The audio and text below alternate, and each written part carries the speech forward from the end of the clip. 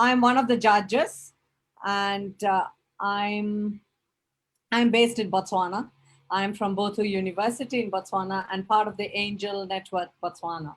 Nice to meet you. Nice to meet you. Pleasure. Priya. We still have the other judges that are yet to join us, so we'll just go ahead and then they'll catch up with us as we are listening to you. Is that fine? This is Brent Dusing. I'm listed as a Diddy or Rom, but it's actually Brent Dusing. I'm on board. And oh, hi. Yeah, hi. Sorry about that. I'm calling in from Austin, Texas. Lived in Johannesburg for a year in the late 90s. Married a South African woman, and been involved in venture capital and tech investing for about 20 years, and excited to be part of this. Thanks for having me. Absolutely. Thank you so much. If there was only a way which you could crumb a huge chunk of steak, I would really appreciate it. Yeah, I'll send it over by email as soon as this all wraps up. I'll catch you. Thank you so much. I'm looking forward to that. Is there all right, I think we can yes, do you want everybody to just rename? I don't know why Brent's coming as Aditya, so maybe just can you rename yourself? I can't rename myself, but if the moderator... Oh, okay. So I think the moderator can. Norma, can you rename everybody correctly? Okay. All right. No, nope. You'd like us to rename everybody? Yeah, because then we will know who are the judges and, you know. All right. No problem. Thank Let me you. work on that right now. Okay, but I think we can, as I'm doing the renaming, shall we go ahead with the presentation? Sure. Absolutely. Thank you.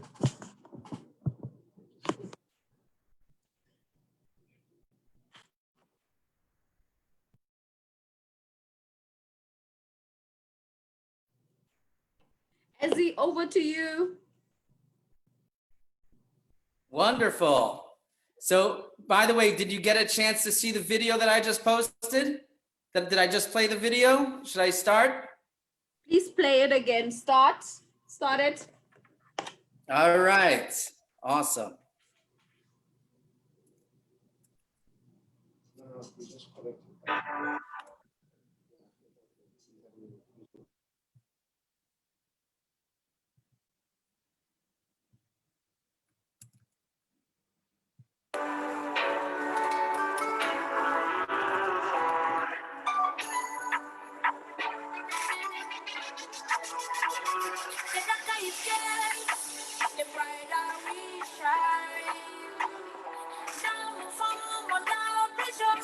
Now is the time.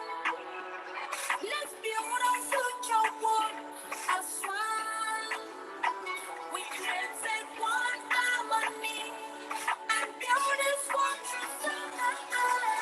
We're singing from the dark, we're shining and whisper on blessed to great light. We're shining from our heart. We're singing from our heart. We're shining and whisper on blessed to great light. We're shining from our heart. We are the rising stars from ashes.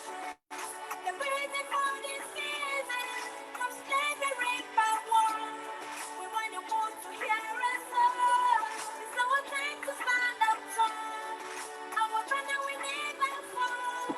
Together we're stronger. We're always ready on to know we are not prophets. Let us come together. Let's walk together as one.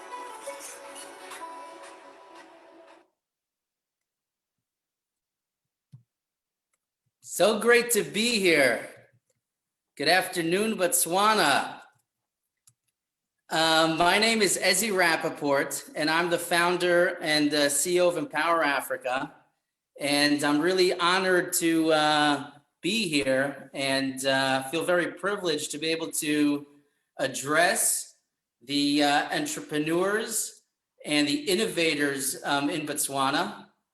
I'm so excited about, in general, what's happening in Africa with the tremendous innovation and value creation that's taking place. And specifically Botswana, it's a real leader and inspiration in Africa, such an amazing country and such amazing people. I've been there numerous times, and I really feel privileged and honored to be here addressing some of the brightest minds in the country and in the world. So thank you very much for this time. I'm here as well because I love you guys. I'm inspired by you, and I believe so much in the future and the potential that Botswana has, and the potential and the value that's going to come out, not just the growth of Botswana, but the innovation of Botswana that's going to impact the world. And really, that's something that, as I founded Empower Africa, it stems, I'd like to share some of my experience, because I'm also a young entrepreneur. You know, I started a business when I was 22, and it really grew. I built a global trading business, actually in the diamond industry. Built one of the largest B2B auction house. Say what? Are we Hello? all good? Can I exit the call now? Okay, 1 second. We have a wonderful, okay, great. I'll just continue now. And, you know, we're all entrepreneurism is really, it's stages in our life. We're always an entrepreneur, you know? And really what really brought me to what I'm doing here today in Africa, and also as I started a business as a young kid out of college, was really the deep belief that we can create value in this world as human beings. And that is something that some people don't really understand. They feel that the value that's created in the world comes out of the ground. We got to dig for things. But no, Harvard Business School 101, we as human beings can create value by us enhancing other people's happiness and success. We create value, and by working together, rather than in isolation, when we work together, we can create significantly more value than working in isolation. And that's part of really myself as an entrepreneur, building out new business. That is something that I internalized, and actually the core value of Empower Africa. How do we accelerate empowerment through human connectivity? And I think that is a very, very inspiring to be addressing some of the leaders in the innovation space in Botswana, because Botswana now as well has been investing so much money and so much in really developing the human capital. And it's really in a pivotal moment in the evolution of this amazing country and nation. And that's something that we're very excited at Empower Africa to be participating in and supporting. And one of the things that as well that I internalize as an entrepreneur, and I'm speaking to the entrepreneurs, is how do we maximize our potential? We all are here to create value, and we all have an ability to enhance the happiness and success of others, but how do we maximize our potential? And I think the first and most important thing is really, I think the core, the critical, and the most important ingredient is really to have a positive mindset. And to understand that the good that we create in this world stems from our happiness. You know, that has to do, first of all, with investing in ourselves. You know, we want to change the world. We want to do great things. But really being able to breathe, actually drink water, sleep, find our own balance, ensure that we're happy, that we engage people properly. I think that is the most important root And as we're positive, we could start imagining solutions to the challenges in this world. We don't get stuck on the problem. We have a mindset that, yes, the world is not perfect, but that is why we are here. The fact that it's not perfect enables us to create value as a human being.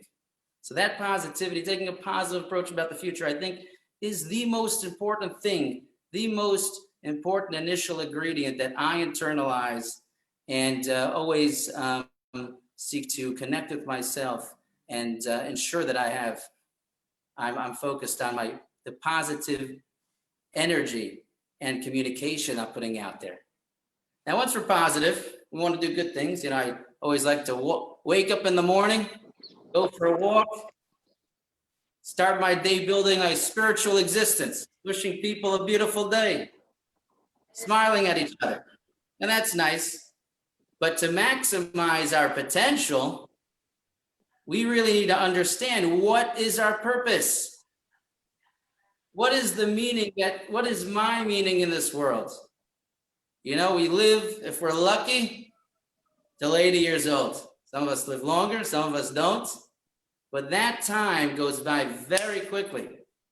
Everything's relative, as Einstein said, and especially time. So our ability to identify our purpose and our meaning to this life, and to really, really internalize that there is a meaning to this life. There's a meaning to us. There is a reason. And connecting with ourselves, identifying the values that drive us, the values that unite us, I think is then the extremely important. Because that purpose, if you can identify a purpose, and yes, just like me, I identified one purpose in my 20s. Now I'm identifying an additional purpose in my 30s. Okay, but identifying that a purpose that you have in this world, a unique way that you can create value in this world, that we can create value in this world, okay, allows us to build our passion.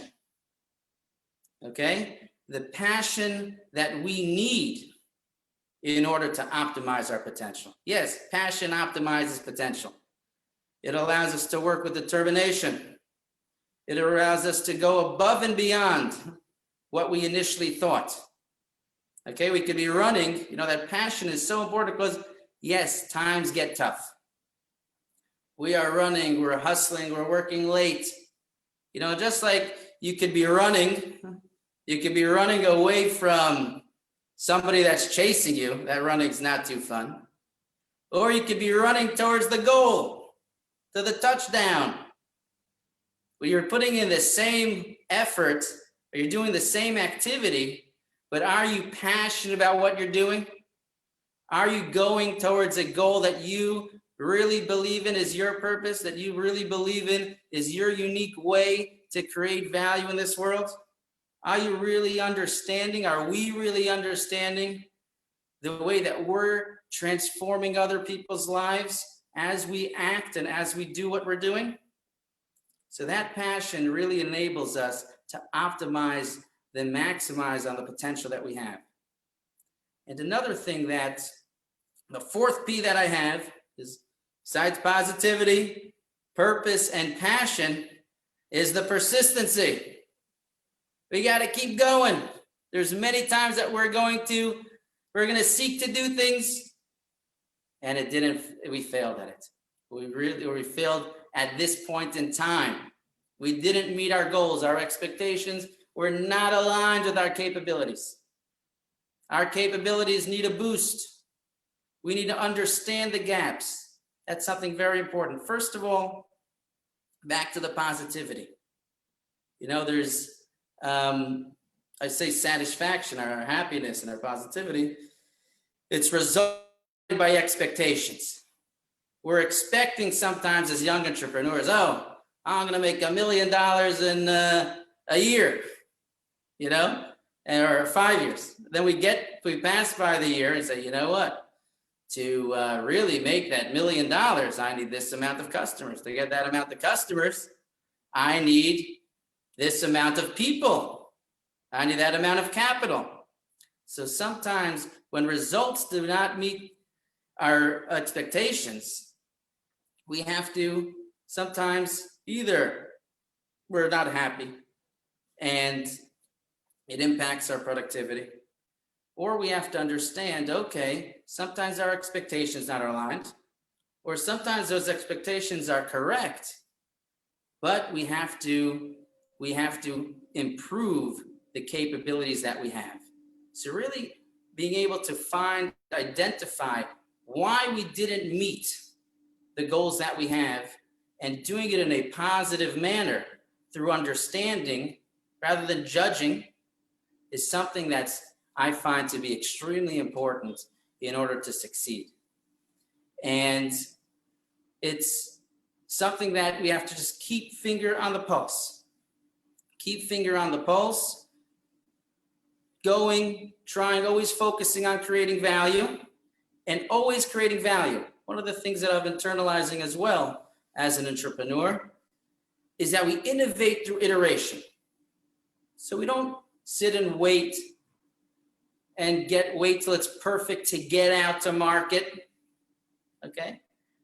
I myself and us as an organization, you always focus on creating value for your customers, and you be very persistent. Every couple of weeks, you put out a new version, or you keep improving and reaching out to new customers. That persistency of getting out there, doing, drives excellence. You'll keep getting better. You'll keep getting better, and you'll keep finding new customers. So not waiting for perfection, but having quicker iterations and having a finger on the pulse, understanding where the gaps are, how you could keep improving, that I found is a very important ingredient to success. Innovating through cycles and quicker cycles, quicker iterations. Now, as I was mentioning at the beginning, we create value in this world by enhancing the happiness and success of others. And that's our ability to connect with people, to be part of the right networks, understanding who could I add value to and who could add value to me. That networking and that interaction, that connectivity and that interaction that we have in this world, who we're interacting with and who we're proactively seeking to interact with, is something very important. We can't create values where we're just sitting at our home and not interacting with people. But then if we proactively join the right communities, in our communities at home, in our town, in our country, identifying global networks that we could connect with different people, that we could add value to, thought leadership, actual provide services. And also something very important is to connect with people so that we could learn from them. Our ability to understand and know what we don't know is such an important aspect of our success. So having the right networks, having the right connectivity, always focused on creating value for your community, understanding how people could add value to you, to your perspective, to your knowledge, is something that is also a very important aspect to our success and how I feel to my success. And the last point that I have to make before we go into this amazing event is dream big. Yes, our journey to success is continuous and has many different stages and milestones, yet a lot of what we can accomplish in life and the world is limited to what we can actually imagine, to the value that we believe we could bring to this world. And to succeed, we need to believe. And not just we need to believe, we need to create positivity and belief among others. We need to get other people to believe what can be accomplished. I'd like to wish all the entrepreneurs and the judges a very successful event. And what's amazing about this world is that we could all win. Yes, there might be only one winner at this event itself. But in this world, we're all in a race, and we can all win. We can all create value. And I wish everybody an amazing day, an amazing event. And I very much look forward to seeing the pitches, learning from you, and staying connected and creating value in this world together for many years to come. So God bless you. God bless the people of Botswana, and much success. Have a beautiful time. Thank you so much, Ezzy. Thank you very much. I'm doing a virtual round of applause, and I believe everybody else is also doing a virtual round of applause. Thank you very much. We are honored. And for your kind words about Botswana. I think we can straight away just go right into our presentations. I had suggested that we please start with Muhwebi, so that from there on we will be able to take Muhwebi off, so that we'll be able to take him off our chat, and we can be able to discuss amongst ourselves in a more private fashion. I'd like to believe that most of our judges have joined in. We have Brent, we have Carol, we have you, Ezzy, we've got Jill, we've got Jesper. Hello, Jesper. I don't think we've had an opportunity to say hello. Oh, even Gil, we haven't had an opportunity to say Gil. How are you, Jesper? All good. Just landed in Denmark from Kenya, so just on a 12-hour flight but all good. Oh, sorry about that. You must have a little bit of actually not a little bit, a lot of jet lag. But thank you so much for joining us, even though you were in predicament. Oh, Rebecca. Hello, Rebecca.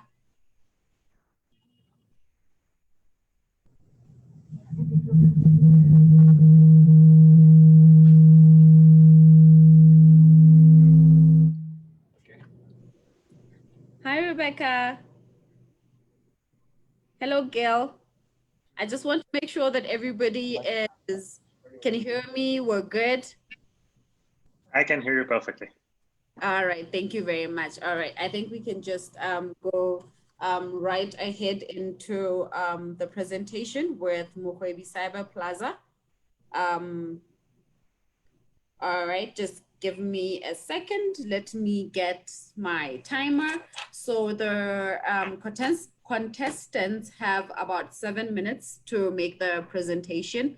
And then at 1 minute, I will signal them and they will begin to wrap up their presentation.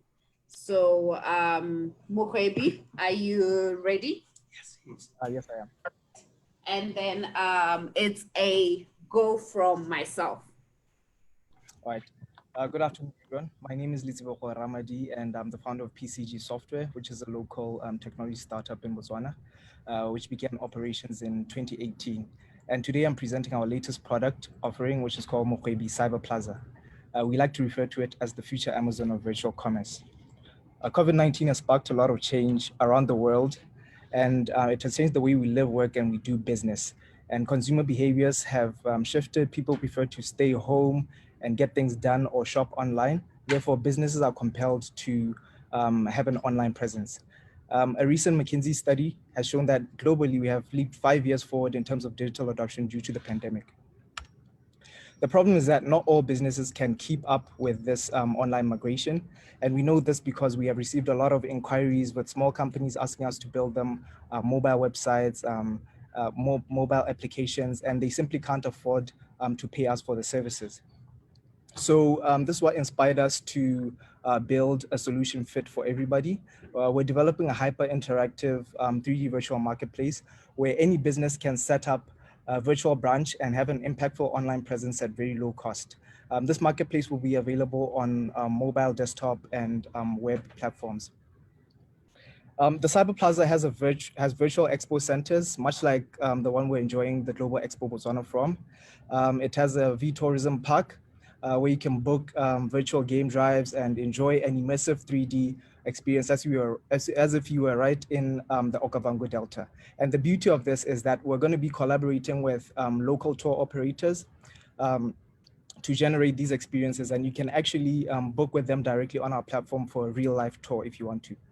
We've catered for every business in the CyberPlaza, as you can see on the list there, and any business can literally run a virtual branch in our CyberPlaza.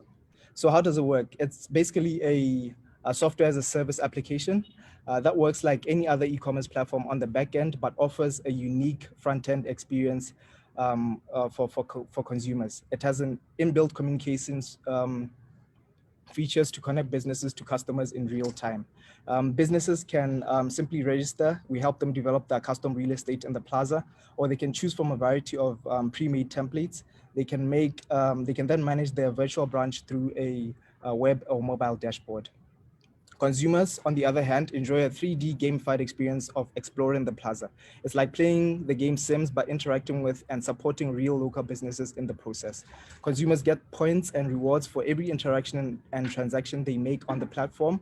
And this is a proven technique to boost user engagement on digital platforms. Our product roadmap, our 5-year product roadmap is as follows.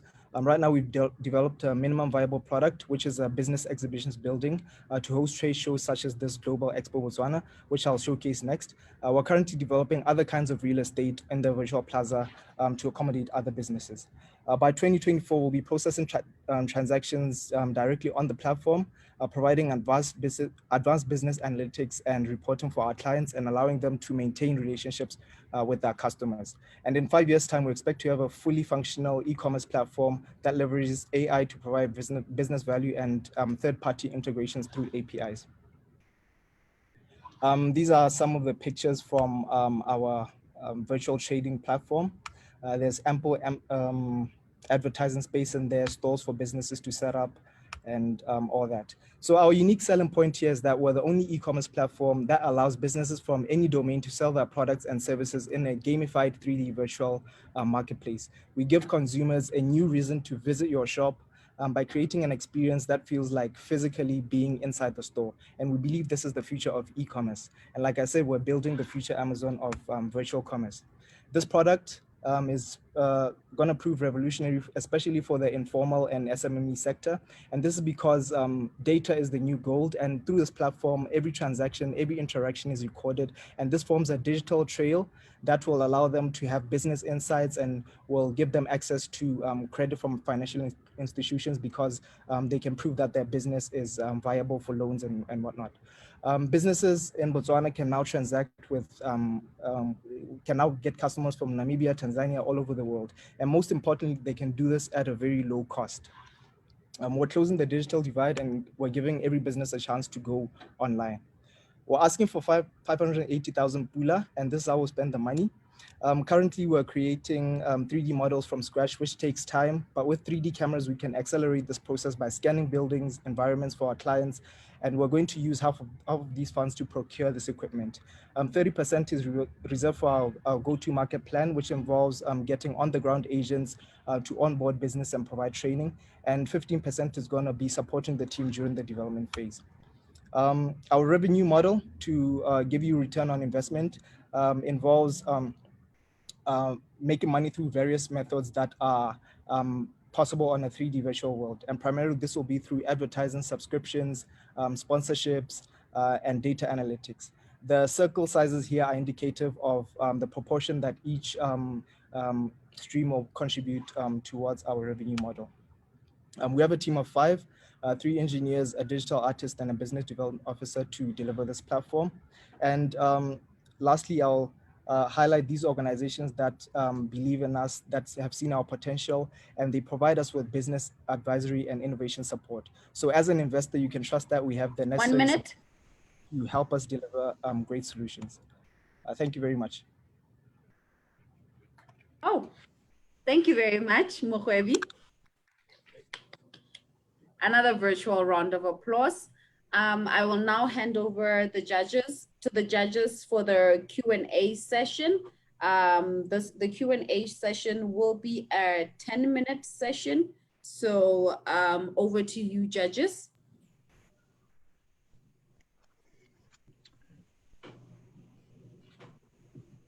I'm happy to kick off. This is Jesper. Thanks a lot for the presentation. Could you try and elaborate a bit on what is your target market here? Who are the core clients? I mean, some people would say a lot of Africa is actually not even ready for the current Amazon model. If you look at the top of the pyramid, yes, but if you look a bit further down the market, but you're developing something a bit more advanced, try and develop a little bit on your target market. All right. So yeah, we're well aware that in our region, digital adoption is not at the level that we wish it could be at. But the beauty of the solution is that it can be deployed anywhere in the world. We want to first deploy it in the African market, see how things go. We're primarily targeting like local SMMEs and informal sectors. And if it doesn't work out after, say, a year or 3 years, then we can just go to other markets like South Africa, like Nigeria, like Ghana, where digital adoption is much more. There's much more digital adoption than in our area right here. So this solution is deployable anywhere in the world. So our location doesn't limit us as to who we can benefit with the solution. Hi, this is Brent. I really agree with your premise that there's certain businesses, affected by COVID and they still need to be able to sell and transact. But I think Jesper was kind of onto something. My encouragement to you, if you look at the big successful tech businesses, Amazon, as you know, started out selling books. eBay started out selling Beanie Babies. I don't know if everyone knows what that is, but they're these little dolls that a lot of people collected. That was their first thing. Facebook was literally meeting people you're interested in dating at Harvard. That was what Facebook was, right? And now they grew into something else. But the point of it is there's probably a certain type of business and a certain type of person who this is a great fit for. And it's a lot easier to start with a beachhead of success and then build on that, build along your boundaries, which I think Jesper might have been alluding to, than it is to what we refer to as boiling the ocean, which is hard and expensive and time consuming. So what would you say as you think about, because you probably live in this problem, what do you see as maybe the first foothold opportunities for this business? Right. So I elucidated on our 5-year plan, right? So first, we built a minimum viable product, which will be used to host like trade shows and virtual fairs, and businesses will be able to advertise their services and products online, right? Like take this virtual Global Expo Botswana, for example. It's the first of its kind thing that's happening in Africa, in Botswana today. And, it's quite successful. There's a market for it here. Like corporations like GE, like BITC, want these sort of solutions to be able to sell Botswana to the world. So this is where we're starting. It's a starting point for us. And then we're gonna slowly transition into an e-commerce platform as we develop the technology further and as we grow the user base on the platform. So we're starting with just advertising businesses and showcasing them to the world. And then we're gonna transition slowly and build it up to what I've been talking about, an e-commerce platform that allows businesses to trade online. Okay, thanks. Mokwebi, thank you very much for your presentation. And this is a brilliant concept considering the times that we're living in right now. I mean, virtual is the new normal. So I believe people love 3D element of your product. Already know there are many competitors in the marketplace like Juma in Nigeria, etc. Yeah. What do you think is a differentiating point besides the 3D element? Basically, it's the front end. As I said, it's I've never seen any e-commerce platform that leverages 3D to sell sell stuff online. So that's our primary selling point at the moment. Just the 3D element of it, because we're trying to gamify and make it a a unique shopping experience for users, because there are a lot of e-commerce platforms popping up everywhere, and users basically have pretty much the same thing to choose from. It's just about the user experience of the platform. So this one, it will boost user engagement through the gamification elements that we've included in it, because it's like playing a game, but you're actually transacting and interacting and doing business. So yeah, to be honest, that's our selling point right there.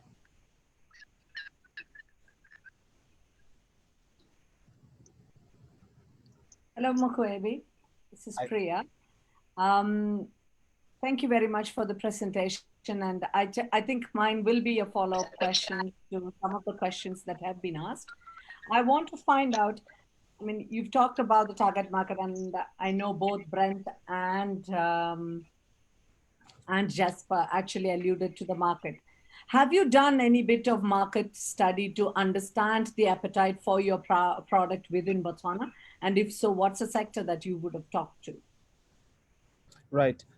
So yes, we've done a market survey in Botswana, and currently there's only like one platform that provides Amazon-like services where any business can sign up to sell products online. And it's basically just another Shopify, just another Amazon, just another Jumia. And, our selling point to beat them, to capture the market, is going to be changing the user experience that people have when they go online to try and find businesses and transact online.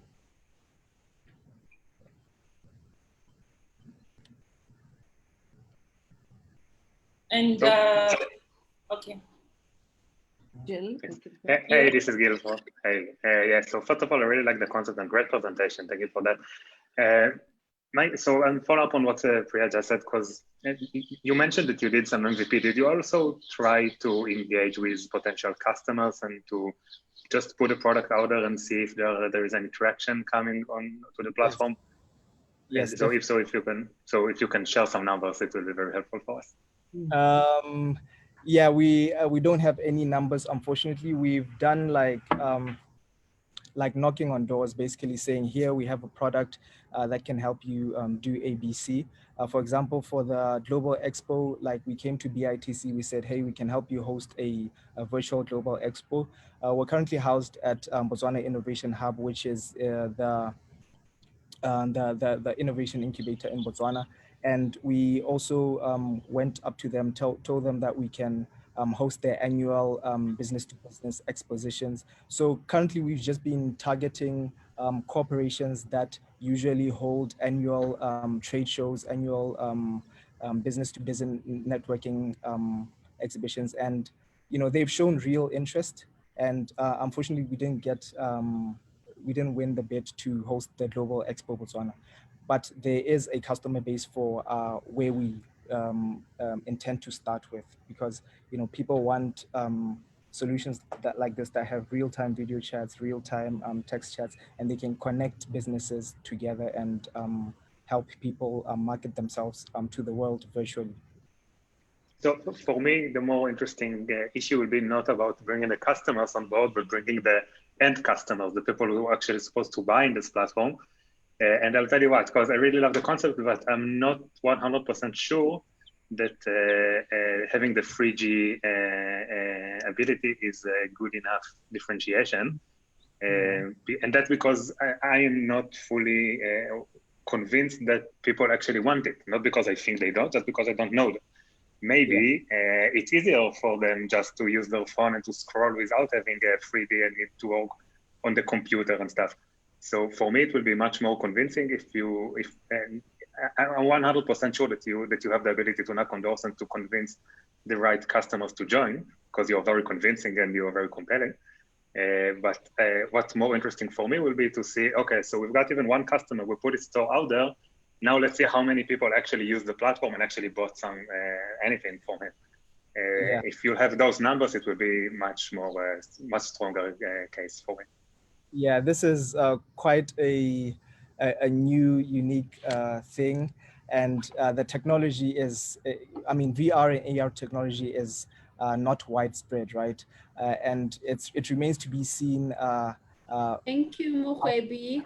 We have reached our time limit, and that was a great presentation. And thank you so much once again to the judges for the contribution. We are going to have to let Mukhwebi go and go on to our next contestant, who is going to be Global Gameplay. While they're doing a round of applause in the room, so it's still a virtual round of applause on our side. But let me just let them load up the presentation for Global Gameplay, and then, yes, please. Yes, Priya. Before you, yeah, I just want to, before this contestant comes in, I want to make a note to all the judges. This is one of the contestants that I had mentioned in my mail, that he is one of the alumni from our university, though I don't have personally anything to do with him. So I think what I agreed with Julius is that I would just not mark this contestant, and there is another contestant, Organic Natural. So I will not be asking questions, nor will I be scoring. Thank you. All right. Thank you very much, Priya. So we have a disclaimer from Priya, who's from Botswana University. And as she is stating, the contestants, that is Mukhwebi Quest, and as well as Organic, are students from Botswana University. So she will be excusing herself from the judging. Not Mukhwebi. The one Global Gameplay. Global Gameplay and Organic. Oh, Global Gameplay. Okay. Yeah. From Global Gameplay. Okay, no, then that's fine. That means that's Global Gameplay as well as Organic, right? Okay, no, thank you, Priya. Yeah. Yeah. So, Alex, can we please load up Global Gameplay?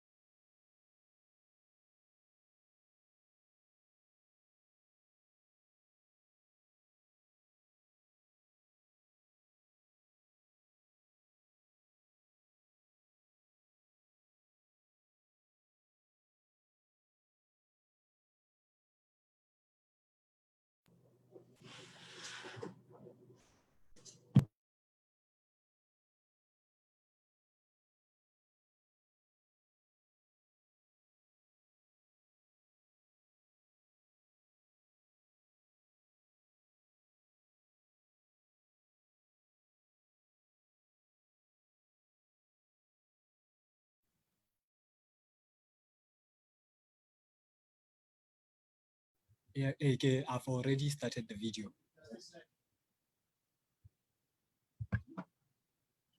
It's okay again. Hi everyone, my name is Edmond Jackson and I'm the founder of Global Gameplay. Global Gameplay is a gaming company. And what this gaming company does is we develop video games, and we also plan to offer a competitive gaming service that can see customers stand a chance to win cash prizes. The main reason I started this company was to address the absence of an organized gaming network in Botswana that aims to take advantage of the global gaming economic growth. So how are we planning to do this? Well, the idea is to introduce a competitive gaming service around Gaborone, and we will invite players to come and participate in a video game tournament like FIFA, which is a football game. And these players will pay between 20 to 100 pula to participate at a chance of winning 150 to 1,000 pula. Now, we won't just be offering FIFA tournaments. There are a lot of different games with different styles of play that you are planning to offer. Now, I'm focusing on FIFA on this presentation because FIFA is the biggest game in Botswana right now. So we'll be offering FIFA at 3 different levels of competition.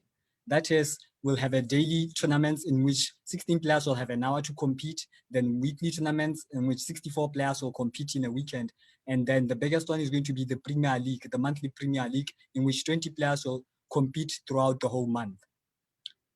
Now, I believe people are highly competitive in nature. And I don't care who you are, but if I hand you a gaming device and it so happens that you like the game that you are playing, at some point you are going to develop a level of skill around that game. And when you meet someone else who's also playing the same game, you can't help but compare yourself to them. And I believe if given the opportunity, both of you will compete. I'm using this as a proxy to explain why the monthly Premier League is going to be the biggest one from global gameplay.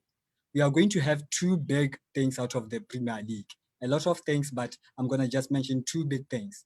What we call a home and away fixture. And in a home and away fixture, a customer would register for the Premier League.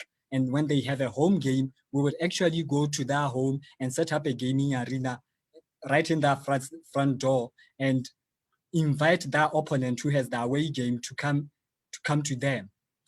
And the next big thing is we are going to have we are going to create a TV show like quality around the Premier League. And this is going to help us engage the players more and the community around them. So why create a TV show around the competitive gaming service and what we are doing the development side? The reason is that we are going to use this content in social media target marketing to raise awareness around not only what you are doing, but to also target specific companies you want to work with.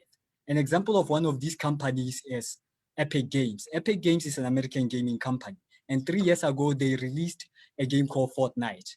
As of May 2020, Fortnite had over 350 million gamers around the world. And they introduced what they call a Fortnite World Cup and pledged 100 million US dollars as the prize money for around that World Cup. So they invited countries to participate. So what one would do is organize Fortnite gamers around Botswana and then approach Epic Games with that data. And if they like what they see, they could offer you a cut of the budget to conduct a nationwide competition in which 6 of our best players will be flown to New York for the final. The best part is every finalist was guaranteed 50,000 US dollars. And just like that, we could change the lives of Botswana. This is what I mean by taking advantage of the global gaming economic growth. So what are we doing on the development side?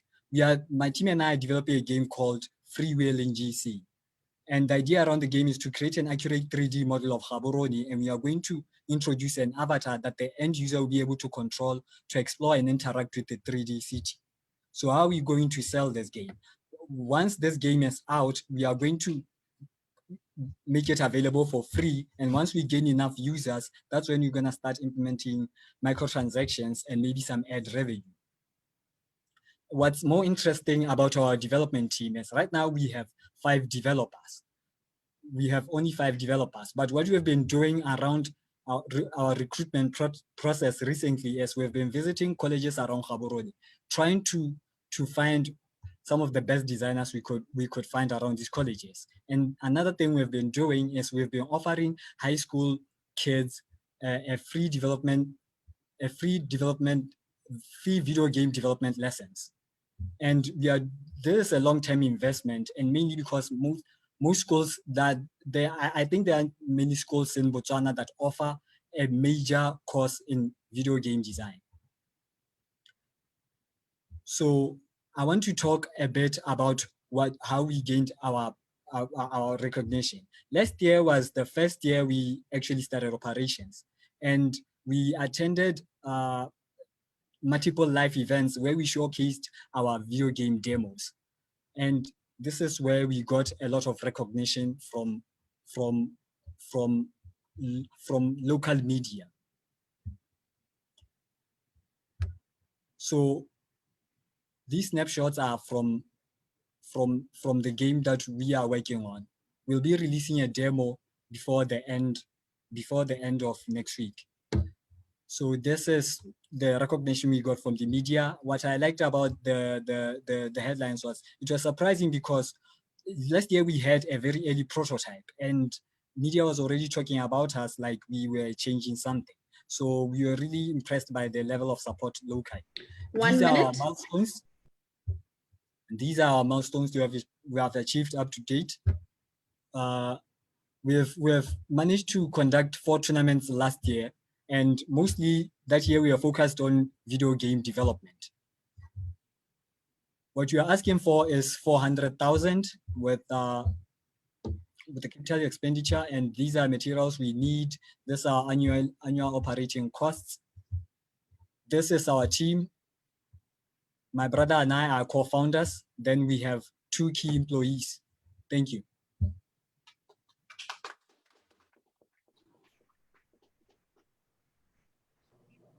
Thank you very much. Thank you very much, Global Gameplay. I am going to hand over to the judges right now for the Q&A. Over to you, judges. We'll start, Noma. Thank you for the presentation, Sir. Unfortunately, I don't know much about gaming, but I just want to understand what will differentiate you from all the other games available online. I know there are millions of games online, and there are a number of gaming rooms in Gaborone as we speak. So what will make you stand out and make me want to come to you and play your games instead of playing the ones that are already available online or in Botswana? What we are trying to do around with the free will in GC is we are trying to lure in locals by showing them a game that features what I consider our culture and trends around Botswana.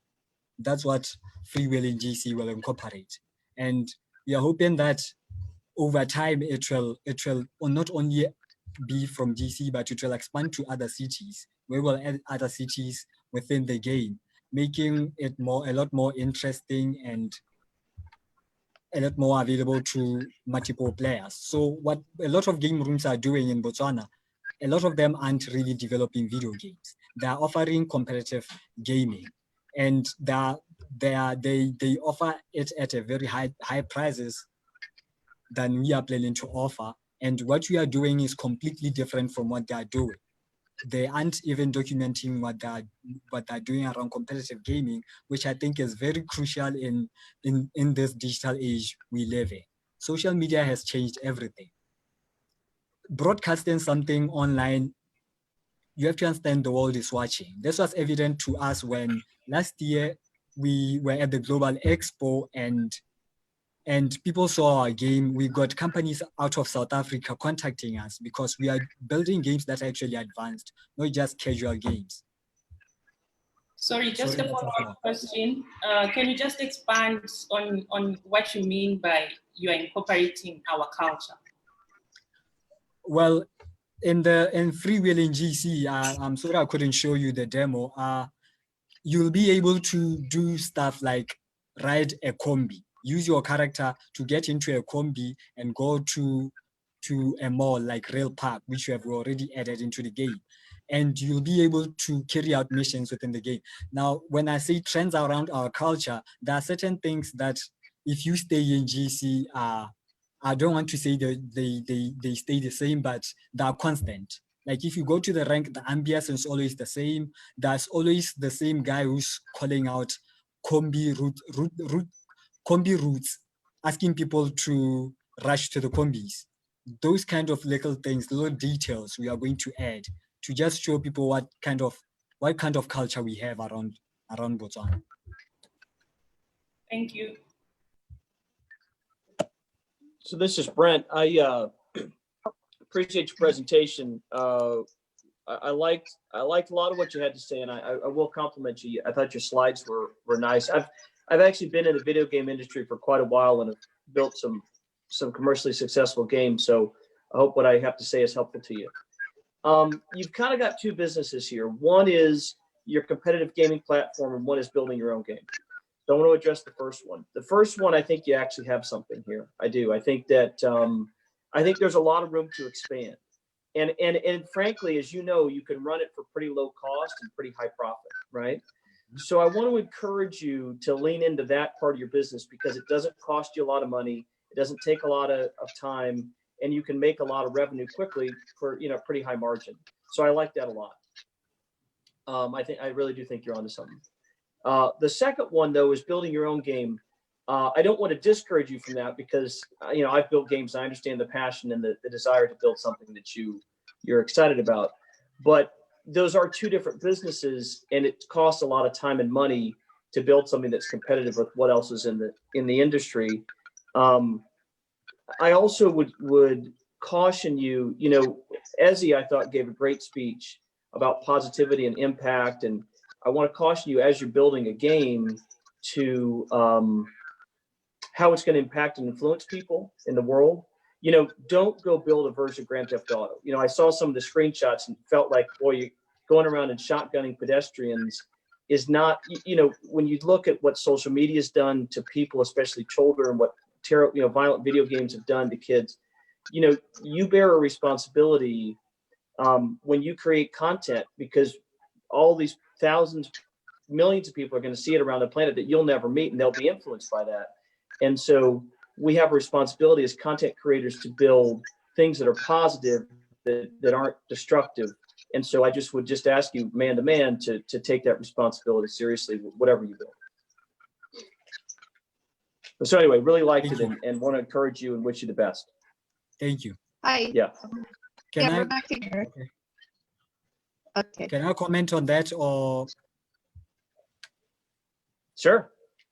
Can I comment on what you just? Please do. Yeah.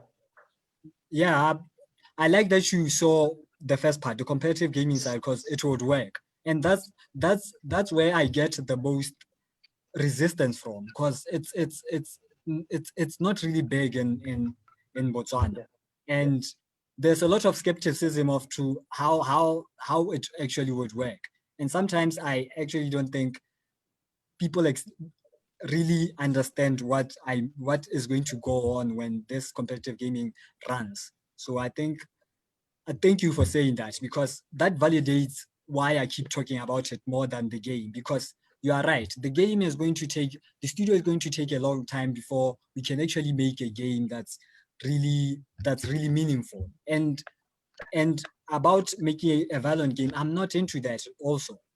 The problem is that we don't have enough equipment to start implementing what we really want to do. Like, we want to make a friendly game that's not really that violent.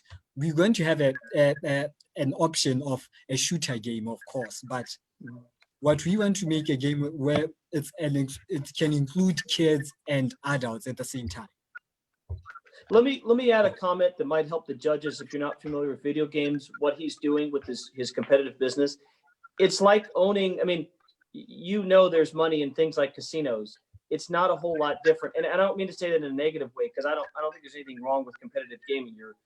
People are competing with each other, and he's taking a rake. So in another way, it's kind of like he's a legal casino that's people are doing for fun. It's actually a really good business. If you're not familiar with that premise. Anyway, thank you, and I wish you the best. God bless. Thank you. All right.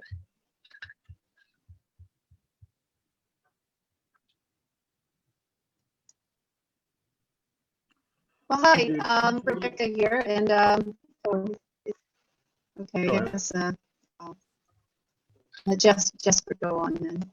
Go ahead. Okay, so could you talk a little bit about the expected revenue streams from your own games? I understand the first part of it, but how is typically the willingness to pay for video games in Botswana and the areas around? You mean around the game we are developing, the local game? Yes. That's where we said we want to make sure we make it available for free. Then we are gonna start making revenue after we gain a lot of users within the game, which is a pretty common business model around games. They offer the game for free, then add microtransactions when they have a lot of users, active users using the game daily. That's what we are planning to do. and we will probably add revenues too. And what, in your mind, what is a lot of users? What is the critical In my mass before you mind, what start is a lot of users? monetizing? Right now, our target, because the biggest challenge in Botswana is that owning a gaming console or a computer is still considered a luxury for a lot of us. So I'll be just hoping for 1,000 people to get the game out of Botswana.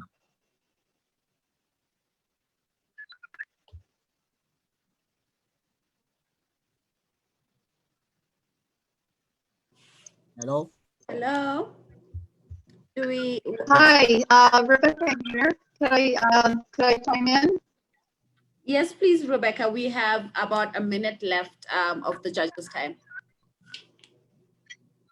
Okay, quickly then. I'd like to know a little bit more about the startup team and your commitment to doing the startup, because I know it takes 110%. So can you just talk a little bit about that? The team and your goal commitment. Right, our team is made. My team is made of two co-founders, which is my identical twin brother and me. My identical twin brother and I. So what we have a chief gaming officer who is a graduate of Botswana University, and we have a marketing guy and two females who are handling our accountants, our financials. So what's special about our team is we, including my brother and two other key employees, we grew up together. So thank you, Dijanev. Sorry about that time.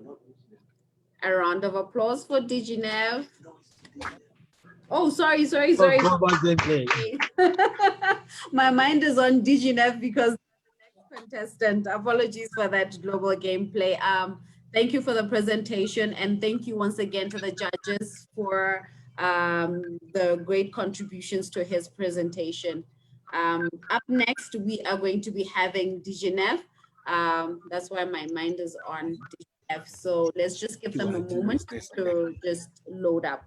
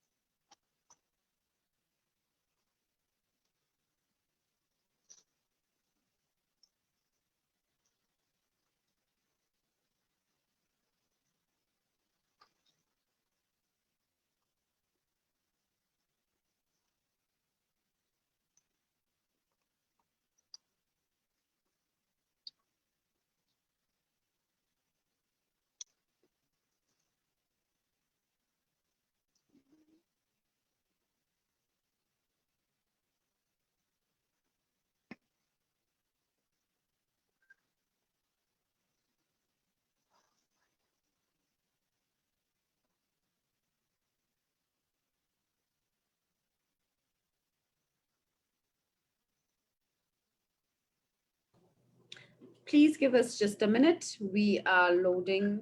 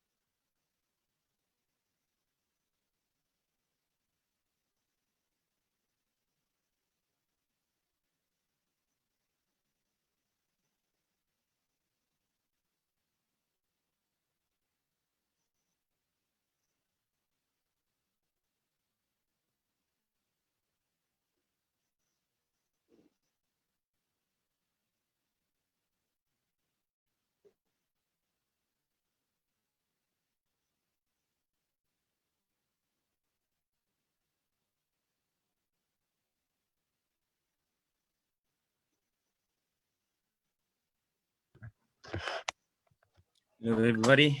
How's everyone? Just hold on. Okay.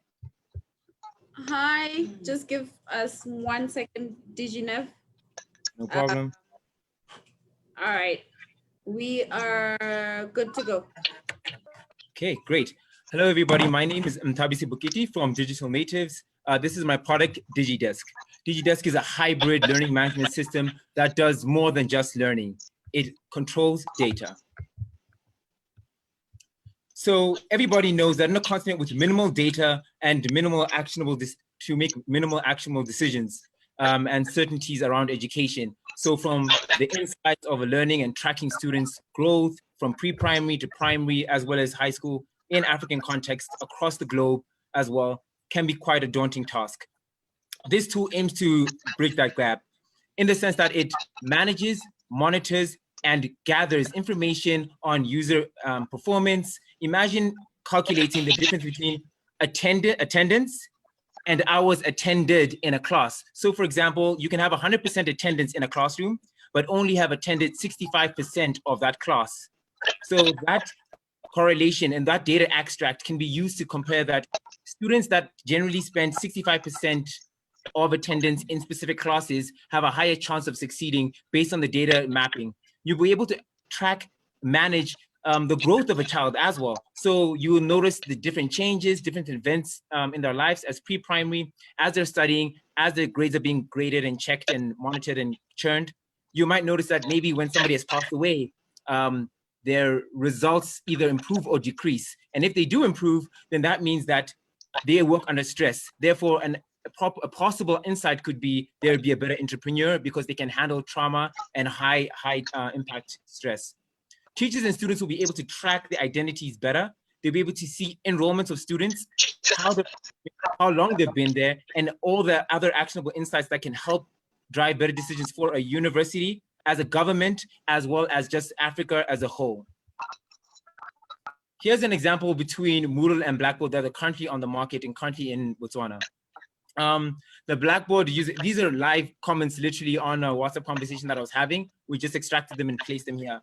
Somebody said that the Blackboard user interface is outdated and requires proper training to use the system. Others say Moodle is in modular based and it's quite hard. There are delays. Imagine you're trying to access an exam and the system is down. Over and above that, research says that a recent research article stated that in 2000, this is the most recent one, 2012, about $1,200 per student per year using Blackboard can add up to $36K per class. You'll be hearing our rates very soon. Our target market just in Botswana is about 601,000 students. This is not related and not stuck to just universities, this product. This product can go through the medical training institutions like your MRIs. It can also help in like the disability place where people can host their information there. secondary, primary schools, junior schools, tertiary education. It's a holistic base that even allows tutors to append themselves to these accounts. I will show you the demo shortly. So here are the use cases. You can be on a cell phone. We're currently developing the mobile application. This is the only thing that's under development. It will host data and notes offline. The use cases that are currently alive and working is tablet and computer. This product is 1 month old, by the way. I just wanted to let you know that information. So here is the product. Overview. Okay. So a student can it's basically gamify the system as well. Very easy, very intuitive, a very brilliant way of using the solution, this trackpad. So you'll be able to track your progress, like I had mentioned earlier. Students can set their goals, see exam progress, and BQA, Botswana's Quality Assurance Authority program, requires universities to adhere to specific guidelines and management of students' results, whether it's a holistic thing per subject. This thing can give you subject-based, module-based, course-based, as well as male, female performance across the year, across the week, assignment-based as well. Profile allows for badges, so people can set, when teachers set quizzes, it'll automatically update badges for the person as they perform well. It can also generate virtual certificates that allow for the contactless education. This allows universities to also expand their reach beyond the borders, allowing people in Francistown or even in South Africa trying to learn in a local high school or a university but can't afford the traveling expenses or the accommodation, but can afford the fees. They might even set up a digital fee just for learning. So the way we've done our courses, we have a pre-recorded version as well as the live version. All these tabs are adaptable. You can add and remove them, and we can add them for you. So the overview here is a pre-recorded class. It's an interactive video, which Moodle or Blackboard does not offer. It allows for overview. It allows for assignments to be downloaded for the exact video that you're watching. The questions and answers, so students can speak and ask questions live. Bookmarking time-sensitive locations where teachers have said very important information. Announcements to maybe make sure that they haven't left out or missed out on anything that has been said. The lives are also extremely important because here, if a student was sick, COVID seemed to cause a lot of people to miss classes, they can just go to replay and watch a live class that they never managed to watch. They can go to enroll. The tool is very powerful because it can also tell you how many students are in your classroom. There's 12, and this is where the more of the data can be extracted, where 12 students have attended, they came in at this time, how long were they in, all that information. It also hosts virtual exams, and in the hybrid sense of the word, instant timing, word filling, Q&As, as well as your multiple choice. Another very important thing is the library, where students can actually just check out their assignments in one location based on their module and subject. And the university's extended catalog could be where they want to pre-record videos, not just universities, but they can pre-record videos and things like that. The social aspect, the marketplace is where people can sell. Being a tutor, you can host yourself over here, and then somebody could add that to your cart. We've done something for Botswana. Let me just quickly rush through this. All right. So these are our sales and marketing plans. Gonna go straight into the finances. So basically, we charge 750 pula, which is about $75 per student per year. This operation capex is about 1.2 million, and varying is basically 380. This is based on the hosting. It only costs us 190,000 to host 10,000 learners per year, now excluding operations costs. The fixed costs are your laptops and our partners. Thank you. Thank you very much. I'm now going to give the judges a bit of time to respond to your presentation. Thank you very much. Over to you, judges. Sorry, let me stop it at the top. Yeah, well, we didn't really get a chance to, hello, is Rebecca here? Hello? Hi, Rebecca, yes. Hi. Yeah, we really didn't get a chance to hear about his team or track record. Yeah. I could answer that as a question. if I'm allowed to. Yeah, please do. So maybe what I can do is I can just go back and just show you. Let me just go back and just show you like the team. So basically this is the team right here. And we actually have a long history of, we won the SADC Most Innovative Competition for a digital identity application. It's a strong team of data protection attorney, graphic designers, software developers, project managers, very, very highly skilled individuals in their own rights as well. The company, like I said, is 1 month old, and we already have traction of 9,500 students that from a Wahid Learning Institution, which is basically located internationally. They will be hosting and starting to use our system in March 2021, as well as IDM. We're in conversation with them just last week. They are interested in rolling it out in Botswana, and if it's a success, they'll be rolling it out to their other branches in Swaziland and South Africa. Yes, Swaziland and South Africa. Yeah. So I'd like to ask a question. I really thought, I just want to encourage you. I've sat through, this is better than a lot of the presentations I've seen in Silicon Valley or Austin, Texas. So I want to encourage you. This is a very well done slides and very professional. I really like that. And I do think you're onto something. I think you've got a real business and a real product. My real question to you is this: what I want to understand. Who's your buyer when you go to an educational institution? All right, who's the person there that's writing the check, and what's their motivation to buy? Can you just talk about that for a minute? Okay, so I'm just going to give you a use case of a current potential customer, IDM. It's a local university, a private owned. This is not a government one, so they don't have to follow through specific regulations, procedures, the Ministry of Education. It's just like straightforward. We go to them, we present the system to them. They then allow us to present to their board. The board sees, compares it to their existing system, compares it to the existing costs and operations. And then after that, they make a decision. Like currently, that what's happening is that they would now, when they're doing, so every year, universities increase what is it called? Tuition fees, yes, tuition fees.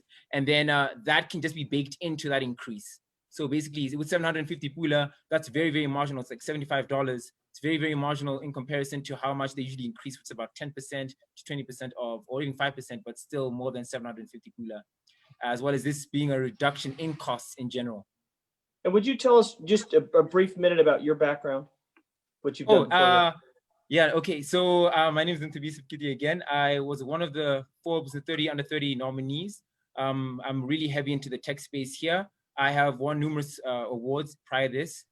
We developed software. My company is called Digital Natives. We developed software in Mauritius. We won a competition called Total Starter Upper, Huawei Most Innovation App Competition. And last 2 months ago, SADC, the whole region of SADC, we built a digital identity system as well that it's free to use both offline and online, and allows individuals to KYC on the fly. When you leave country, you don't need to carry your documents or as many documents, and it automatically fills up papers and stuff and forms. Well, great. Well, thank you. We wish you the best. Great job.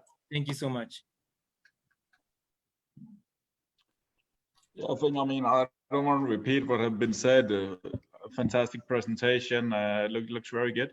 On the pricing, could you try and say how did you come up with the pricing that you've set, and how does it work with your unit economy? So with the unit economy, what happened is the reason why our fixed price is so high is because there's a once-off purchase of 20 laptops. We're trying to get like 20 support staff, and the average salary here for at least people who are going to be doing the job that we're going to be doing, which is supporting individuals, about 3,000 to 5,000 pula per month. We times that by 20 people, and then we times that by 12 months. And then we included the laptop cost of 15,000 pula.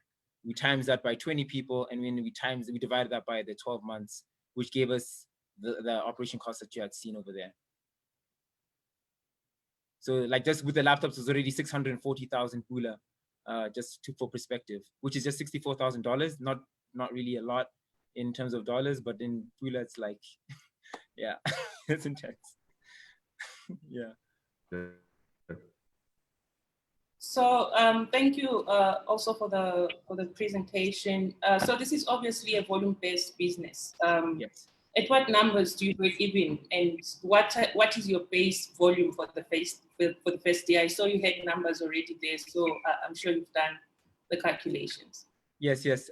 So basically, an acquisition of university of 4,000 students, any university size, but I know UB is 18,000 students. IDM itself is already 4,000, so we're really broken even in that regard.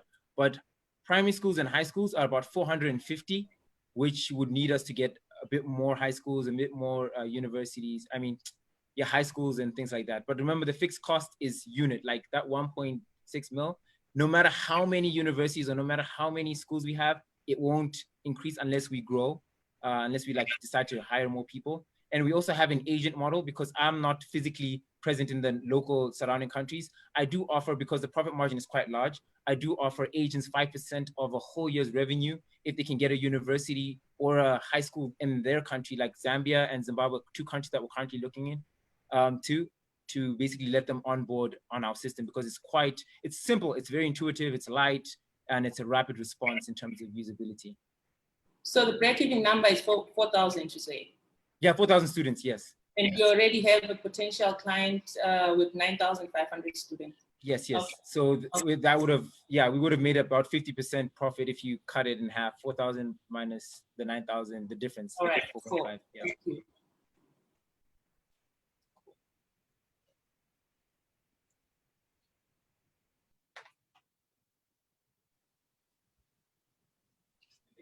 Hello. So for me, then just open it. First of all, I'll follow up on. I totally agree. I think it's a great presentation and a great work, and thank you for that. I have some experience. I used to work in a university for several years, so I worked a lot with models and blackboards and all stuff. For me, the most exciting thing is the data analytics feature that you mentioned. That is I think that you're really onto something, and a lot of companies try, as Brett said, from the Silicon Valley are trying to do it, but I didn't see any viable solution up until today. So I think that if you can, if you figure it out, so you've got a real advantage in here with a real feature that's a core feature that might be very, very valuable for the one that actually make the decision. So if that is the case, I will definitely highlight it.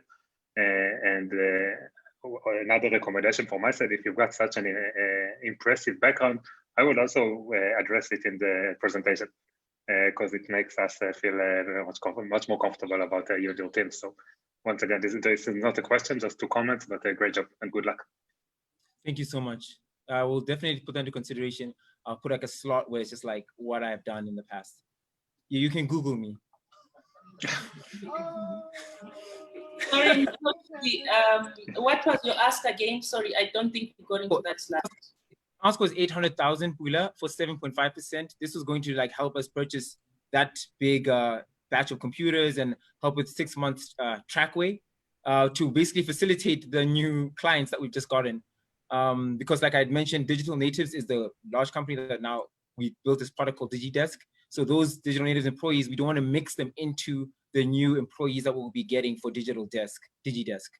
So that's why it's like such a large amount. But it doesn't necessarily have to be that. We can do it in stages. 1 minute of the judges' time left.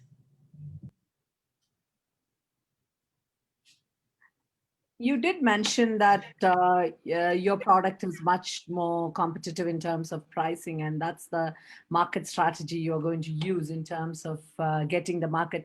So what do you, I mean, how much does it compare with the Moodle? I mean, I think Moodle is the most popular that's around, used by many institutions.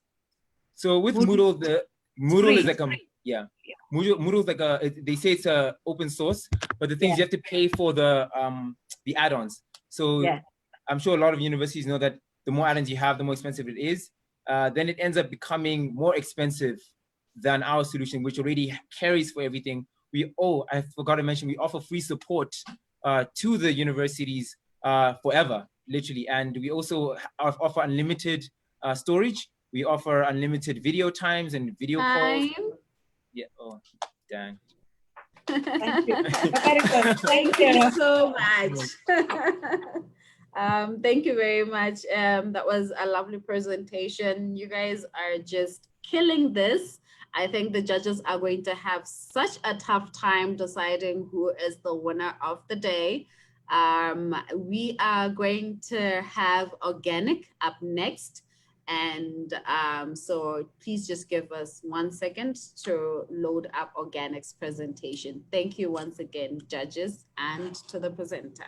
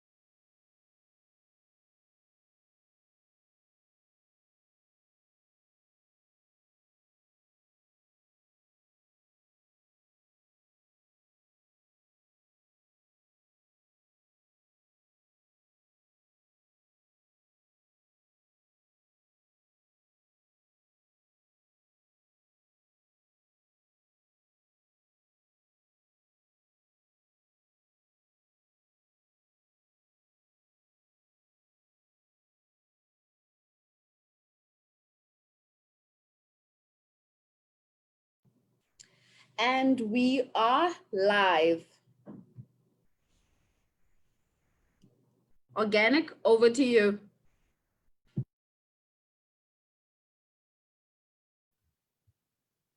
There you go. Thank you.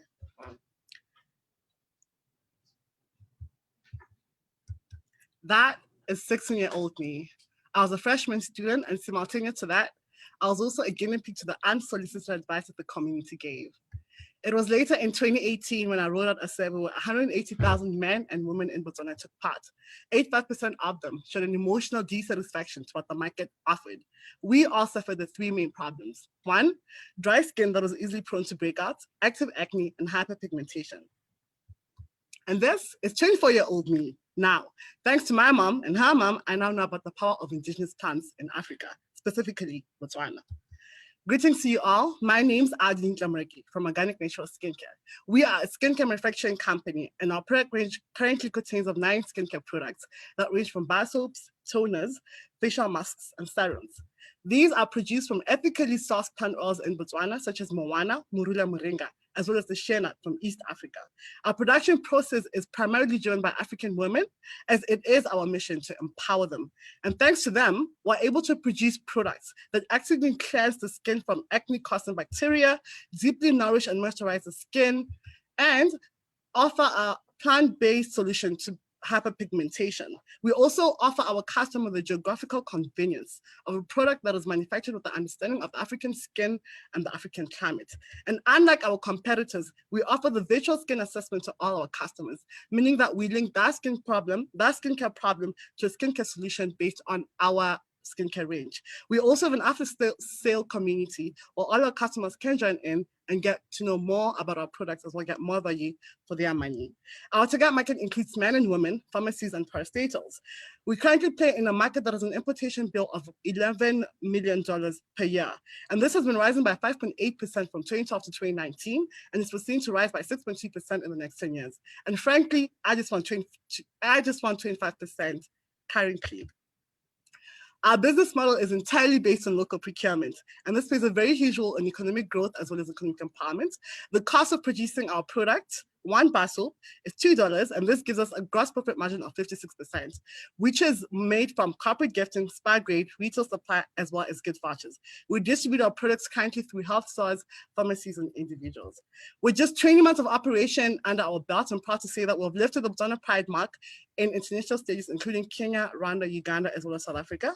We have sold 6,600 units, which in turn made $33,000. We have given us a net profit of $1,900. I'm proud to say that we're no longer producing from my house and now produce from a well-facilitated lab, and that was just after a very tiring production batch. We are available in 7 locations in Botswana, which translate to 20 stores, including all health alternative stores and Pulse Pharmacy. We have won 3 awards, both nationally and internationally. And our client base has increased to companies such as De Beers as well as Cedar. And we're currently asking for $50,000, which we're broken into machinery, product testing, land development, as well as working capital. I believe that this $50,000 will be able to promote our production capacity from 567 bar soaps that we currently make to 1,500 bar soaps that we will be making per month. This will also have an effect on our revenue from 2,840 that we currently make per month to $7,500 per month. This will definitely trickle down to our net profit that will increase us from $420 per month to $2,400 per month. I've also foreseen this cash investment to have an effect in year 1 and year 2 that would increase our production capacity to 18,000 bar soaps at year 1 and 27,000 bar soaps at year 2. This will also have a very good impact on our net profit at $30,400 at year 1 and a growth of 1.25% to $45,600 in year 2. I, Dintle Mureki, am the founder of Organic Natural Skincare. I'm a lead formulator. I hold a certificate in skincare formulation. I'm currently starting to become a skincare consultant. I'm also an accountant by profession. The team includes a chemist as well as a brand strategist. We also have support from Botswana University that currently houses us and Botswana Innovation Hub. And through their support, we're able every day to show up and be more than just a skincare manufacturing brand, but a brand that empowers an African woman. Thank you very much. Thank you so much. You can breathe. I can. I definitely can. Okay, over to yeah. the judges now. Yes, we're going into our Q&A. Are you good? I am good. How do I? All right. Great. Okay. We can go into the Q&A right now. This is some presentation. Thank you very much. Yes. And I'm just curious to know a little bit more about your competition. Oh, yeah. On a local context, our competition are 2 main brands called Nubian Seed as well as Africa. And from there on, a majority of it is from important brands such as your L'Oreal, Nivea, your Olay, as well as the leading one from South Africa called Posher M. So I thought your slides looked really great. And I'm obviously not a customer, but a potential customer. But I will say, I've been back and forth to Southern Africa for decades. I've always thought there was an opportunity for high-end fashion, high-end skincare, high-end that was African focused, just from my family members. So I think you're onto something. The one thing I wanted to ask you from a marketing standpoint is, oftentimes, and again, I'm not in the market, so but I often see that women's healthcare products often take off by a particular endorsement or by a particular messaging, kind of like sticking the landing, to use a gymnastics term, a way that it's messaged that feels it really resonates. So how do you feel about, can you articulate that a little bit? How do you kind of get people to kind of get aware and back this and get behind this from as customers? The very story that we tell the most, which really helps us into either relaying our value proposition, is a brand that empowers an African woman. And usually we always get questions, really, how? And that is when we get to then tell them that it is our mothers or our other African mothers who get to produce the skincare products. Over and beyond that, they also get to supply us with the raw materials that we use to produce the skincare products. So to answer you, I'd say that it is a tagline that really sells off the product itself and also that sells as our value proposition, a brand that empowers an African woman. But who do you think would help you market this, or what's your kind of effective go-to-market here? In terms of who would really help us market it, tongue-tied. In terms of who would really help us to market this product, locally, I would say it'll be prominent high-end women who are in the market, who I would say that the market looks up to, that we can now call influencers or celebrities. But we're now also looking into endorsements from dermatologists. We have 2 that are on the table right now. that we are working on into them affiliating our brand name with them, as well as our value proposition with theirs. So high-end women, dermatologists, as well as cosmetic skincare dermatologists as well. Yeah. Well, great job. Well, thank you, and we wish you the best Thank success. you. Appreciate you. All right. I think you're on to something great. Definitely. You mentioned a gross margin of 56%. That of course depends if it's your cost price compared to the retail price, or it's to your or where it is. Just say you need that gross margin to increase heavily to be competitive, especially if you move out of Botswana. But it's certainly a lot about how you position yourself. I got experience in the beauty market from Kenya, especially in South Africa. Now, for instance, Sheer Moisture from the US, they came in with positioning like 50% higher than where they are in the US. It's selling fantastically. In many parts of Africa, there's also a trend right now where people are start importing Korean skincare products. Is that a competition you see as well in Botswana? Not yet, but I'm very well aware of that. Especially, I've seen it swim through East Africa, not yet in Southern Africa.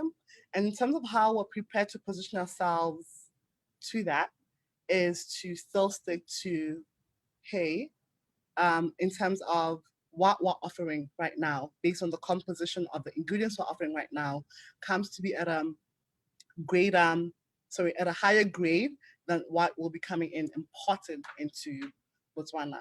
So yeah. Just a question out of curiosity, how are the trade zones in the Southern Africa? If you're gonna export to South Africa and Namibia, is there massive tariffs, or is it no export tariffs, import tariffs? In terms of, it's rather actually regulations, which was part of my ask. So basically, we just need one certification that would allow us to be able to export. And thanks to the BITC, or to partners like BITC, when it comes to exportation tariffs or exportation regulations besides testing or certification, I'd say that they have got us covered on that end. But what would actually allow us to compete in the international market would be an international testing, which we're currently underway in getting. Cool. Thank you. Thank you, Ms. Moreki. And I must say, it's always refreshing to see women representing in this kind of events. And your presentation actually touched on two things that I'm passionate about. That's women empowerment and organic products. So just kudos on that. And thank you for empowering more women to be able to fend for their families. Just in terms of the question that I have, as you're scaling up or increasing your production, have you thought of automating some of these processes so as to reduce your costs, or this is already being done? No, it's actually something that we're looking into. We are looking into automating a few of our processes. I'll give you an example. Currently, our virtual skin assessments are done live. So with the former participant who just got in here, Tabisi, we're actually working with him to build an AI that will assist with that. But going down to the manufacturing part, we're also looking into automating a great deal of it. Would this mean that the women who are helping us would be unemployed? No. It would mean that we will use their hands into, or their skills rather, into other part of the businesses. For example, land acquisition, which made part of our ask as well. Okay. So, sorry, what are your plans of expanding your product lines to other natural or indigenous herbs like baobab, as well as just your expansion plans and competing strategies as you enter countries like South Africa where you have direct competition? Yeah, so what we have done is that after every 12 months, this is what's currently on the table right now from the product development perspective. After every 12 months, we should be releasing 2 products. I'd say this because it is what's underway right now. And then in terms of our competitive strategies, our competitive strategies or our go-to-market strategies. Firstly, we are a high niche premium product. So what really matters the most is positioning ourselves as a high niche premium product in terms of any market that we get into. And it is from there on that our customers will be able to, we have the responsibility to share our value proposition to our customers, who will then be able to see, is this in line with that, with what their values are? And if it is, then they'll obviously give us a try. And if it does work, we'll have long-term customers. And then if not, then obviously they'll be able to chant to other brands. But one thing that we stand on is marketing position and how we position ourselves and how we tell our story and how we really aim to, to position ourselves in markets. There's a lot of cosmetic companies in South Africa who are doing what you're already doing, and they're also positioning themselves in that space. So in those countries, I understand in Botswana it's easy to do that, but in those countries, what is your strategy? In all honesty, we, in terms of, answer this. The only strategy that we had, honestly, was in terms of positioning ourselves and market positioning ourselves. Obviously, also in terms of coming up with different formulations that will make us stand out from what the market is currently offering. But one plan that we're planning on going on is to definitely go to countries where such competition is not high. For example, we have been exporting to Zambia, which has really worked well for us in terms of also getting a footprint in Zambia as well as market awareness in Zambia. This is not possible in South Africa, as we already pointed out, because of it being a high hidden market. So our differentiation strategy, if we're to get into that market, would be formulation as well as positioning. Right, thank you. Thank you. Time, thank you very much. Thank you. It was just in time. Thank you very much. We are getting ready for our final presentation. Yes. Up next will be Sign Coach. Just give us a few minutes, a few seconds to load up the presentation.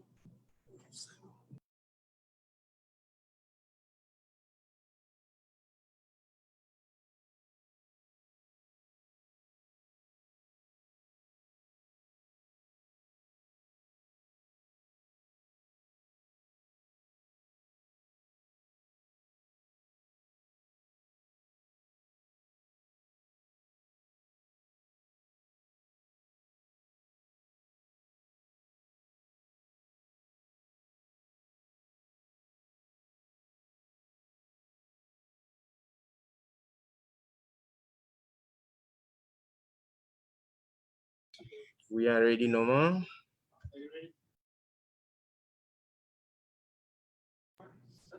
We are good to go, and we will be going live now with Sign Coach. Over to you, Sign Coach.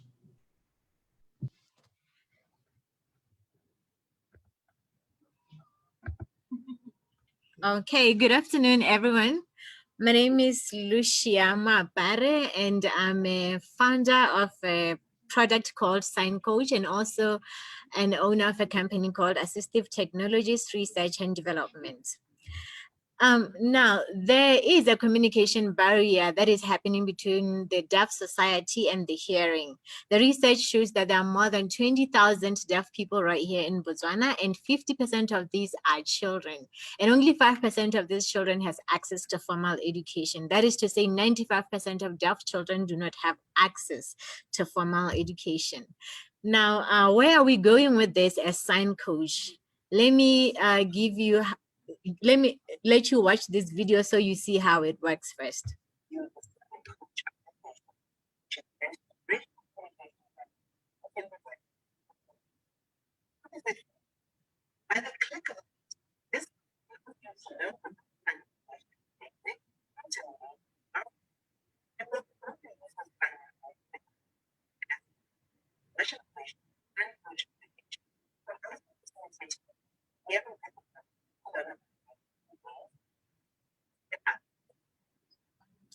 This is to say, this amazing product is an assistive technology that bridges the gap between the hearing and the deaf members of the society by teaching sign language from the basics to advanced level.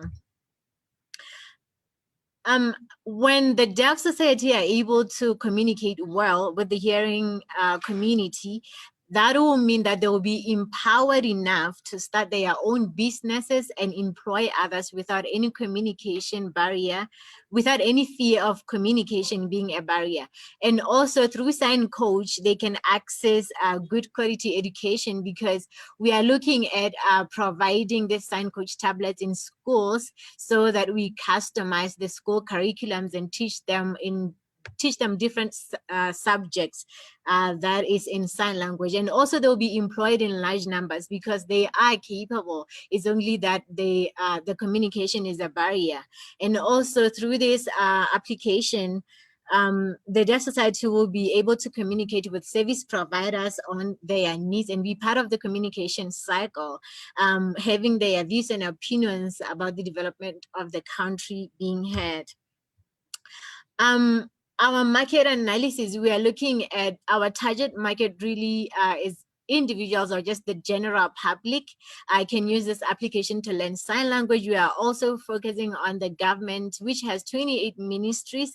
And we do believe that within these ministries, the Deaf Society needs some services from them. And we have general hospitals. We can take this product to hospitals so that the service providers know how to help the Deaf Society. And also the education sector, we have 812 private and public schools, and the banking sector as well.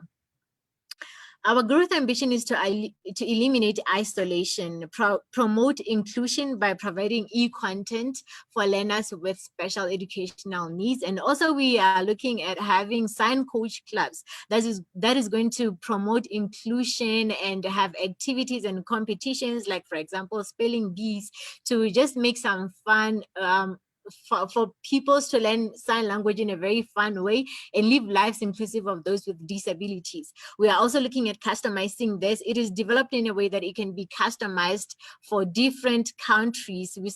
We are looking at studying in African countries to improve and bring inclusion in their education system.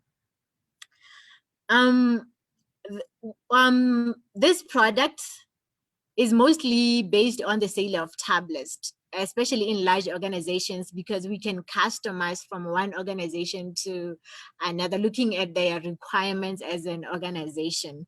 And individuals can purchase this tutoring sign coach online. And the business is also expected to develop new product versions, content to match the demands of or expectations of customers. After developing this product, we tested the market and put a teaser on Google Play Store, which has now 2.23K downloads. And we have the Independent Electoral Commission Botswana piloting this product. They are using this product and they are looking forward to the final product.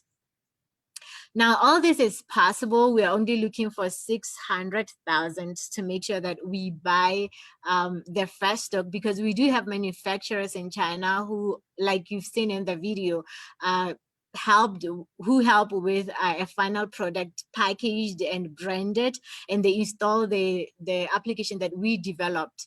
So they sell mass order. 1,000 units will be 600,000. That's it. I'll be looking forward to questions. Thank you very much. Thank you very much, Sign Coach. I will immediately hand over to the judges for the Q&A. Thank you. Over to you, judges.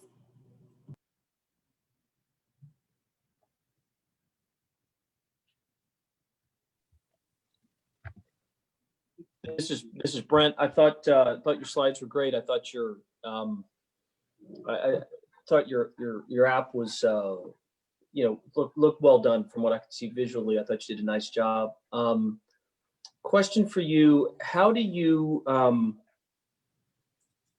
talk to me a little bit? Kind of same question I asked the last time. How do you get to your market? You know, this because this is a disability people have, but how do you reach enough people effectively? Because it's, how do you kind of hit your target market effectively, I guess is my question, to get initial traction. Thank you so much for the question. Well, I'm also working with Botswana Society for the Deaf. They train, they train sign language. They train people sign language. So they've been existing in the market, and they've been there since 1970. And so what we do is we make sure that they distribute this to customers that comes to them for training. So they also buy tablets from them.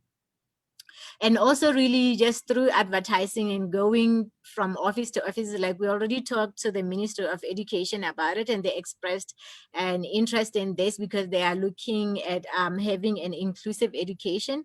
So we are also, talking to other different ministries so that they can see the importance of having this to help the deaf community, because they do go to different offices for different services.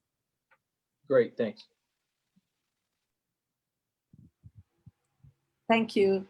Thank you for your presentation. I mean, as Brent said, it's an interesting product. Who is your main competition in this, and what is the nature of the competition market?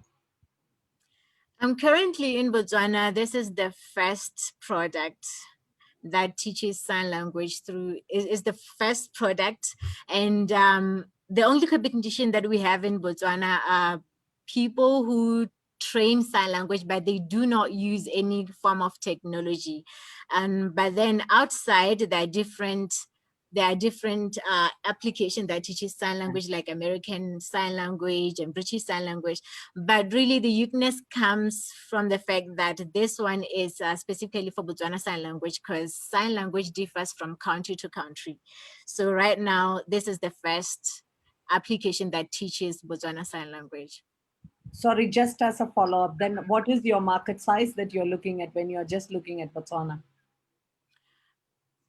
Right now, we are actually starting in Botswana, but we are looking at going to other African countries. But right now in Botswana, the research shows that there are more than 20,000 deaf people in Botswana. But then again, we are also looking at getting in schools to bring an inclusive education or curriculum. So having this application in different schools, private and public schools. Okay, thank you. Thanks, Jesper here. Interesting, definitely interesting presentation. Well done. Could you try and elaborate on what are your strengths? As you say that in Botswana, there might be some US, UK competitors, doesn't really fit the market. But what is the platform, if you're expanding out of Botswana, what is really the platform you're standing on? What is your uniqueness? Sign Coach is developed in such a way that there will be so many versions after this.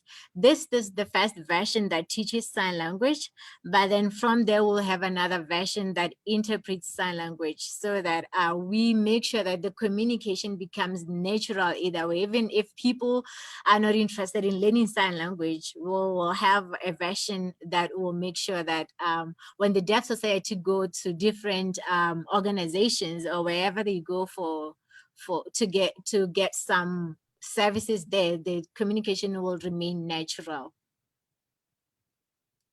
Okay, thanks.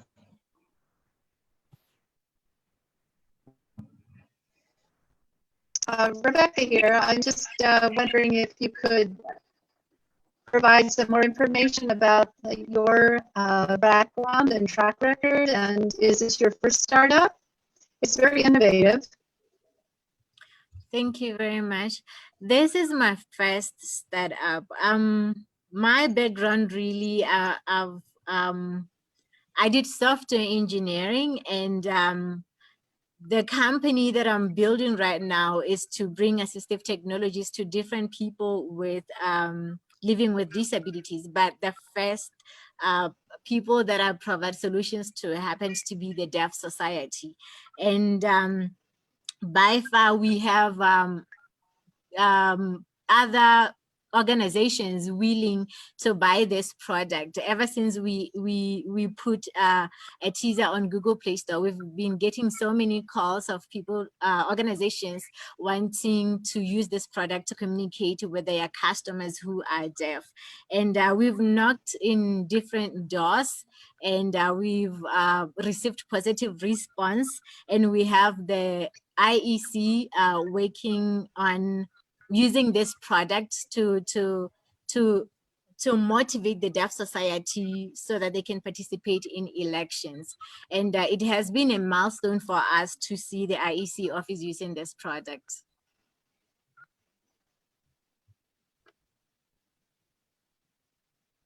I hope I answered your question. I think earlier on, Ez said something that I also believe in. He said we can create value by creating other people's happiness and success. I think that's what you've done here. And congratulations on the inclusive solution. It's highly needed. Just one question from my end. Does one need internet access to use this app, or you can download it and use it offline? Because you know how the infrastructure in Botswana in some parts can be, and the connectivity issues around those places. Thank you very much, Carol. So what happens is a user can buy this product. We give this product in a form of a tablet to avoid those internet issues and all. So I did some exhibitions at rural areas, for example, at Hanzi, and they also complained about internet ever since I put the other one on Google Play Store. So then I decided to have an option of selling this application in a form of a tablet so that they can use it wherever they are with no concerns or issues of internet. Just a follow-up question. With 20,000 or just over 20,000 users or potential market, do you think there is a potential for huge growth in Botswana? And what kind of volumes do you break even on if you've done that exercise? Thank you. And actually, really, this product is not only for the deaf society. Well, it is developed so that as the hearing can learn sign language. Okay, yeah, it's not only for the deaf society, it's developed so that as the hearing can learn sign language. So actually anyone can use it, and especially as the hearing, you know, in our organizations or at home or wherever we are. So in that case, I believe that there are so many customers for this, taking all the ministries who are providing different services, 28 ministries in Botswana who are providing different services, they can teach their staff to learn from this product and take in schools and hospitals. Yeah. And this is in Setswana? Botswana Sign Language. So it's in Setswana? No, ma'am, it's in English. Even though it's Botswana Sign Language, but they learn in English. Okay, okay. Yes. Right, thank you. 1 minute of the judges' time left.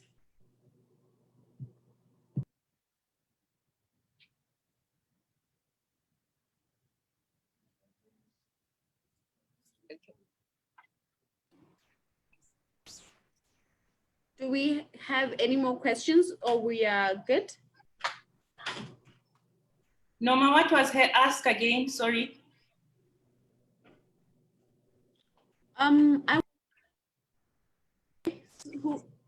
Carol? Yes, what was her ask again? Sorry. Oh, okay. Sign coach? Carol was saying, how much are you asking for? Oh, 600,000. I think it was 600,000. Yes, ma'am, 600,000. Yes. Okay. Yeah. Our time is up. So now it's time for the judges to put their, thank you very much, Sain Coach, sorry about that. Thank you very much for your presentation. It's time for our judges to get together and have a discussion about who they think will go home today as our investment battlefield winner and his or her runner-ups. So I am going to ask our IT team to disconnect our contestants so that the judges can be able to have a conversation amongst themselves. Thank you very much.